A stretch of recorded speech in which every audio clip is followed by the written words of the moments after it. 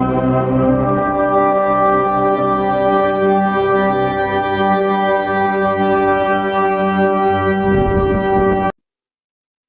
బలహీనత ఏదో గుర్తించి ఈరోజు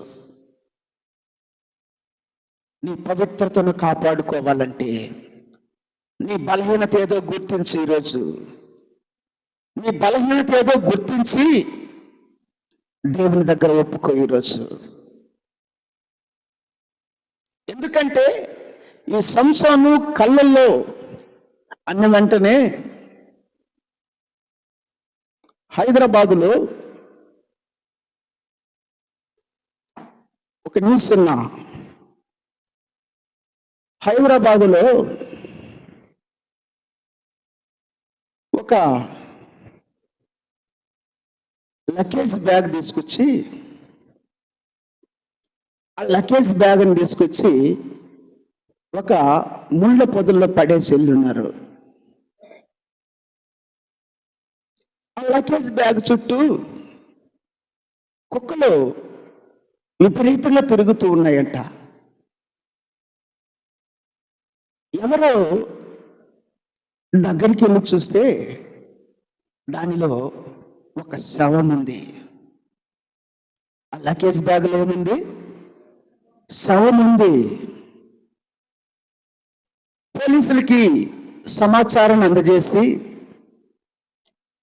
పోలీసులు వచ్చి విచారించగా ఆమెది ఊరు కాదు, రాష్ట్రం కాదు, ఆమెది నేపాల్. ఎక్కడ ఆమెది? నేపాల్ అమ్మాయి. నేపాల్ అమ్మాయి వచ్చి ఇక్కడెందుకు బ్యాగులో పడింది? నేపాల్ అమ్మాయి వచ్చి ఇక్కడెందుకు బ్యాగులో పడింది అంటే, హైదరాబాద్లో ఒక నేపాల్ అబ్బాయి స్థిరపడి ఉంటే వీరిద్దరికి ఫేస్బుక్ లో ఫ్రెండ్షిప్ అట. వీరిద్దరికి ఫేస్బుక్ లో ఫ్రెండ్షిప్. ఈ ఫ్రెండ్షిప్ ఇలా జరుగుతూ అది ప్రేమగా మారిపోయింది. ఆమెకి 2 కుమారులట. ఆమెకి 2 కుమారులు. 2 కుమారులు అంటే భర్తని కుమారుని ఇద్దరిని వదిలేసి తన పవిత్రతను కాపాడుకోలేక హైదరాబాద్కు వచ్చేసిందంట. ఎక్కడికి వచ్చేసింది? నేపాల్ నుంచి హైదరాబాద్కు వచ్చేస్తుంది. వీడేం చేశాడు? కొన్ని రోజులు వాడుకున్నాడు. తన ఆస్తి తీరిన తర్వాత తనను చంపి బ్యాగులో కుక్కి ముళ్ళ పొదలో పడేశాడు. ఏమైపోయింది? దేనికైంది?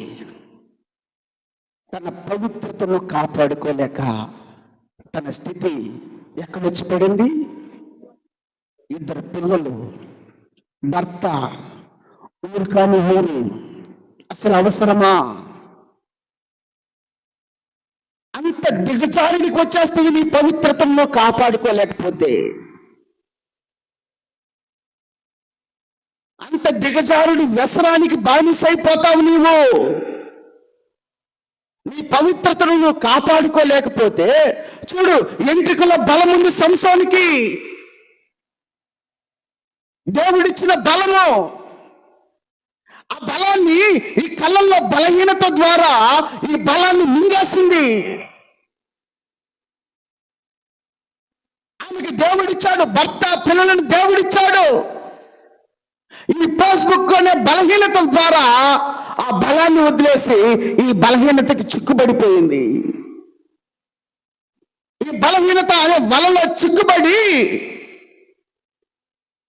ఏమైపోయింది? ఎలా అయిపోయింది ఆమె బ్రతుకు? కుప్పలాగా కూలిపోయటానికి కారణం ఏంటి? ఆమె బ్రతుకు కుప్పలాగా కూలి ముళ్ళ పొదల్లో పడడానికి కారణం ఏంటి? పవిత్రతను కాపాడుకోలేకపోయింది. తన పవిత్రతను కాపాడుకోలేకపోయింది. దేవుడిచ్చాడు, భర్తనిచ్చాడు, పిల్లల్నిచ్చాడు, మంచి జీవితాన్ని ఇచ్చాడు. చిన్న పొరపాటు ఆయన జీవితాన్ని నాశనం చేసింది, ఆయన జీవితాన్ని అంతం చేసేసింది. ఈ జీవితంలో కూడా ఏదో ఒకటి ఏలుబడి చేస్తూ ఉంది. నీ కుటుంబంలో కూడా ఏదో ఒకటి ఏలుబడి చేస్తూ ఉంది. నువ్వు పవిత్రతగా జీవించాలంటే నువ్వు జీవించలేక ఎందుకు వెనకడుగు వేస్తూ ఉన్నావో తెలుసా? సంసోనులాగా నీకేదో ఒక బలహీనత ఉంది. ఆ బలహీనతను నువ్వు పసిగట్టాలి ఈరోజు. ఆ బలహీనతను నువ్వు పసిగట్టి ఈరోజు నువ్వు బలమును పొందుకొని బయటకు వెళ్ళుదువు గాక.